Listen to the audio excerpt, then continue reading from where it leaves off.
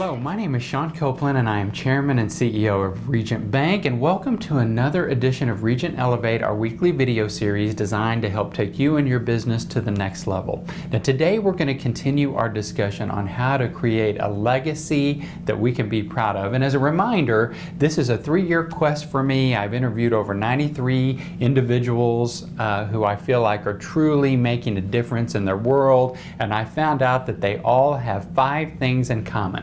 Last time we talked about number 1, which was we need to create a very clear vision of who we want to be and work toward that every single day. Today we are going to talk about key to success number 2, which is to focus on others more than ourselves. And I want to tell you a story to explain what a huge difference this can make in our lives. I was a senior at Oklahoma State University getting ready to graduate. It was in the spring and I was really struggling with what I wanted to do. I thought I might want to go back to the ranch. I thought that I might want to be a professor. I even thought about dental school. And I was at a Board of Regents dinner with our president, Dr. Jim Halligan, and a group of Board of Regents members. I was invited as a student leader to attend this particular event. While we were at dinner, Dr. Halligan asked the question, just kind of making conversation. He said, "Sean, you know, I've known you for some time, but I've never asked you, what are you going to do when you graduate from college?" And I had no idea. And I was too embarrassed to admit in front of these distinguished individuals that I didn't know what I wanted to do. I was supposed to be Mr. OSU at the time. So I thought, I've got to come up with something very quickly. And I looked down to my left, and the gentleman sitting to my left had a nameplate that said Bruce Benbrook, Chairman, Stock Exchange Bank, Woodward, Oklahoma.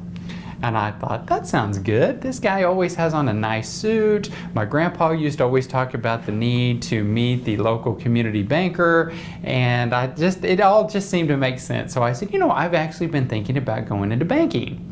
All the people at the table were very surprised. They were, "We didn't know that, Sean." And I said, "Oh yes." I said, "It's a very recent career decision," which it was, approximately 10 seconds old. And as we left that dinner, Dr. Halligan changed my life when he said, "Sean, I didn't realize you were going to go into banking. I have a good friend who owns a group of banks in Oklahoma City. Maybe I can help you get an internship." And it turned out that his good friend Jeff Records owned MidFirst Bank, and they ended up, at Dr. Halligan's suggestion, hiring me to be an intern.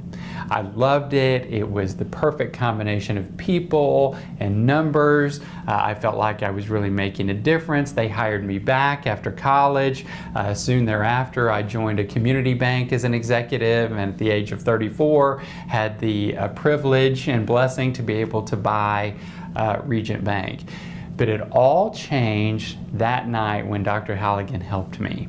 And the only reason that he did, there was nothing I could do for him. We didn't have any money. We didn't have any political power. You know, he had a ton of things on his plate. OSU didn't have Boone Pickens back then. We didn't have a lot of money. Football team wasn't doing great.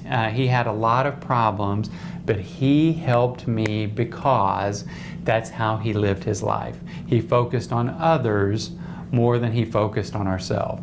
So if there is a key to leaving a legacy that I can leave you with in this whole series, it is this one. It's very, very powerful. When I look at individuals in this community and the 93 that I've interviewed, all of them are givers. They focus on how to help other people. They are not takers. They're not selfish. They didn't step on people to get to the top.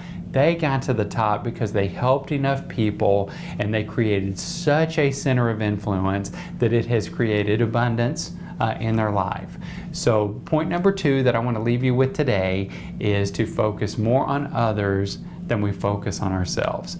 Now, next time we're going to talk about the concept of always giving our best effort no matter what we do, and I look forward to sharing some stories with you then as well. Thank you so much for joining us, and we'll talk to you next week.